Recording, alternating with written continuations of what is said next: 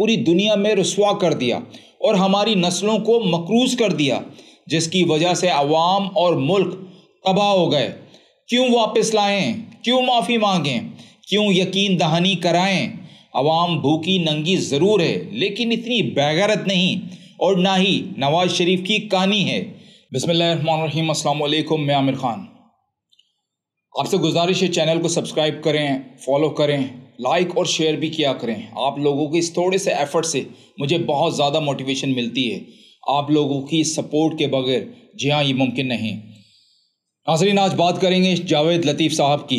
उन्होंने कहा है कि नवाज शरीफ को अगर लाना है, वापस बुलाना है, तो कुछ शराइत रखी हैं उन्होंने, उस पर बात करेंगे। आज परवेज़ इलाही की अहलिया मिलकर आई हैं परवेज़ इलाही साहब से और उन्होंने बड़े इंकशाफात किए हैं, उन पर बात करेंगे। जी हाँ, दूसरी जानिब लतीफ़ खोसा साबिक गवर्नर पंजाब, उनके घर पर फायरिंग हुई है और उस पर बात करेंगे। सबसे पहले जावेद लतीफ़ साहब ने असम्बली में खड़े होकर क्या बातें कही हैं वो आपको बताना चाहता हूँ। नवाज शरीफ को अगर लाना है, नवाज शरीफ से सब किरदार माफ़ी मांगें, रेड कारपेट बिछाकर वापस लाएं, इदारों में बैठे लोग नवाज शरीफ को यकीन दहानी कराएं कि हमसे जो गलतियां हुई हैं खुदारा मियाँ साहब हमें माफ़ कर दें और मुल्क वापस आ जाएं। पूरी कौम आज एक भिखारी की कैफियत में है। जी हाँ, जावेद लतीफ़ साहब का कहना है। जावेद लतीफ़ साहब इंतहाई पस्त फितरत इंसान हैं। उस शख्स के लिए कह रहे हैं आप जिसने सारी कौम को पूरी दुनिया में रुस्वा कर दिया और हमारी नस्लों को मकरूज कर दिया, जिसकी वजह से अवाम और मुल्क तबाह हो गए। क्यों वापस लाएं? क्यों माफ़ी मांगें? क्यों यकीन दहानी कराएं?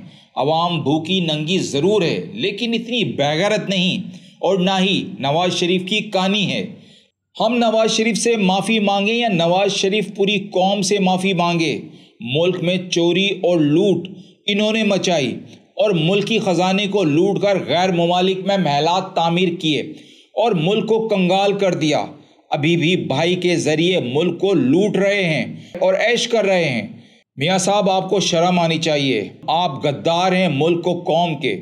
आप वही हैं ना, आपने कायदे आज़म रहमतुल्लाह अलैह का पाकिस्तान तोड़ दिया, उनकी दूसरी अमानत मुस्लिम लीग के कई टुकड़े कर दिए, आइन को कागज़ का टुकड़ा कहकर तजलीले तहकीर करके मुस्तरद कर दिया। किसी ने माफ़ी मांगी? आपने माफ़ी मांगी? बिल्कुल नहीं। नवाज शरीफ से माफ़ी मांगने की बात करते हैं आप। जावेद लतीफ़ साहब 4 बार मुल्क पर मुसल्लत रहने पर इन्हें हमसे माफ़ी मांगनी चाहिए, अवाम से।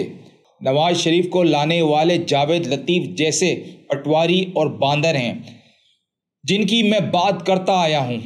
जी हाँ, ये वही नवाज शरीफ हैं जो 4 हफ्ते की छुट्टी लेकर गए थे। 4 साल हो गए नाजरीन, 4 साल। नवाज शरीफ की बॉडी में ऐसा कौन सा कीड़ा है जो इन्हें पाकिस्तान आने नहीं दे रहा? बाकी मियाँ साहब दुनिया में कहीं भी सैरो तफरी करते रहें, वो बिल्कुल ठीक रहता है। मेरा तो इदारों से सवाल है।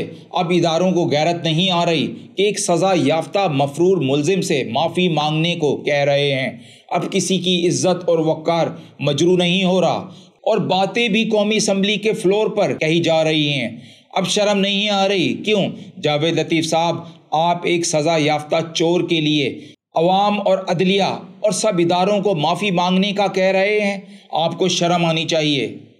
चोर के लिए क्यों अपनी तारीफ़ें लाल काने पर लगे हुए हैं? ये वही नवाज शरीफ है ना जिसने कारगिल पर हमारे फ़ौजी जवान शहीद करवाए। ये वही नवाज शरीफ है ना जिसने मुंबई हमलों का इल्ज़ाम पाकिस्तान पर आयद करवाया। ये वही नवाज शरीफ है ना जिसने पुलवामा हमले की FIR पाकिस्तान में दर्ज कराई। जी हाँ, और भी काफ़ी तादाद में हमले हैं जो नवाज शरीफ ने पाकिस्तानी इदारों पर करवाए। 70-75 बरसों बाद भी जावेद लतीफ़ साहब, हमारे पास ना बिजली है, ना गैस, ना तेल, ना कोई कारखाना, ना कोई तालीमी निज़ाम, ना जमहूरियत, ना इस्लाम बाकी रहा है। हमारे पास है क्या? सिर्फ अशराफियाँ की अयाशियाँ और गरीबों पर चढ़ाने के लिए IMF के कर्जे। नवाज शरीफ की पिछले तीनों टर्नओवर में पाकिस्तान के ज़खायर $100 अरब से ज़ायद थे। दूध और शहद की नहरें बह रही थीं। IMF और दीगर मालियाती इदारे और ममालिक पाकिस्तान से कर्ज लेने के लिए लाइन में लगे हुए थे जो हम इस चोर को वापस लाएं।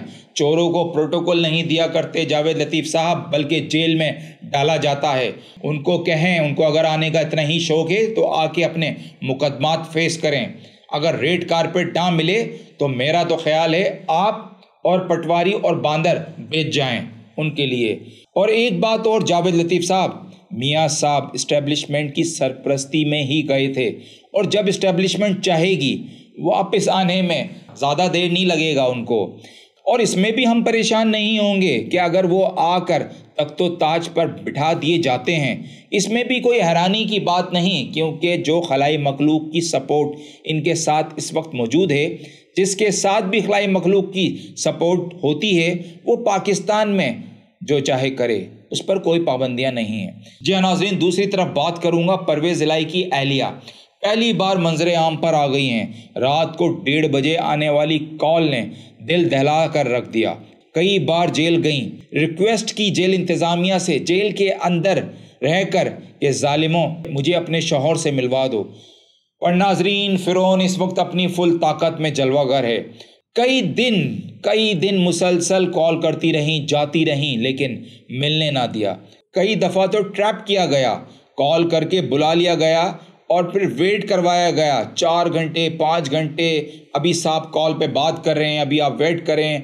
और वो कहती रहीं कि जनाब मैं यहाँ सारी रात वेट करती रहूँगी, सिर्फ आप मेरी मुलाकात करवा दें। लेकिन फिर 5-5 घंटे बाद उनको कहा गया कि सॉरी कि आज आपकी मुलाकात नहीं हो सकती, आप घर वापस चली जाएं। बहरहाल उनकी मुलाकात परवेज़ इलाही साहब से हो गई।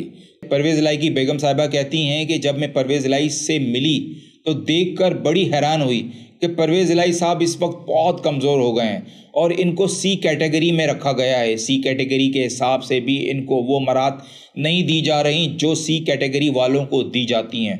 जो हो रहा है वो होने दें। पर वो कहती हैं कि मैं परवेज़ इलाही से मिलकर बहुत खुश हुई, और वो कहती हैं कि माशाल्लाह परवेज़ इलाही का अल्लाह पर तवक्कल देखकर बड़ी हैरान हो गई। परवेज़ इलाही साहब इन तकलीफ़ों के बावजूद भी नाजरीन बड़े मुतमईन और पुरसुकून नज़र आए, और वो कहते हैं कि मैं अल्लाह की मेहरबानियों से खड़ा हूँ अपने मनसब पर। दूसरी जानिब साबिक गवर्नर पंजाब लतीफ़ खोसा के घर पर फायरिंग, जिसमें ड्राइवर जख्मी हुआ। साबिक गवर्नर पंजाब और रहनुमा पीपल्स पार्टी लतीफ़ खोसा ने कहा है कि इनके घर नामालूम अफराद ने फायरिंग की, जिसके नतीजे में इनका ड्राइवर जख्मी हो गया। आईजी पंजाब ने वाक़े की मुकम्मल तहकीकात और फायरिंग में मुलव्विस मुल्ज़िमान की फौरी गिरफ्तारी की हिदायत कर दी है। लतीफ़ खोसा का कहना था कि 7 बजे तक हमारा कन्वेंशन चल रहा था। कन्वेंशन में आइन की बालादस्ती और फौजी अदालतों की बात हो रही थी। जुडिशल सिस्टम के हवाले से बात की गई। मैंने तकरीर में कहा कि पाकिस्तान को सरजमीन बेआइन बना दिया गया है। इन्होंने कहा कि 2 सूबों में गैर आइनी हुकूमत कायम की गई। जिस तरह से सुप्रीम कोर्ट के बाहर नारे लगाए जाते हैं वो तौहीन है। वहाँ बहुत तालियां बजीं, लेकिन यहाँ फूल झड़ियाँ चलाई गईं। इनका कहना था कि औरतों को जेलों में डाला गया, एक पार्टी को साइडलाइन लगाया जा रहा है, ताकत का इंतहाई गलत इस्तेमाल किया जा रहा है। तारीख में ऐसा दौर नहीं देखा। जिस पर सीनियर वकील एतजाज़ हसन ने कहा है कि हम इस वाक़ये की भरपूर मज़म्मत करते हैं। आईजी पंजाब डॉक्टर उस्मान अनवर ने साबिक गवर्नर पंजाब सरदार लतीफ़ खोसा के घर पर फायरिंग के वाक़ये का नोटिस लेते हुए मुकम्मल तहकीकात और फायरिंग में मुलव्विस मुल्ज़िमान की फौरी गिरफ्तारी की हिदायत कर दी है। अभी तक के लिए इतना ही नाज़रीन, अपना ख्याल रखिएगा, अपने इस चैनल को लाइक, सब्सक्राइब और आगे शेयर करें।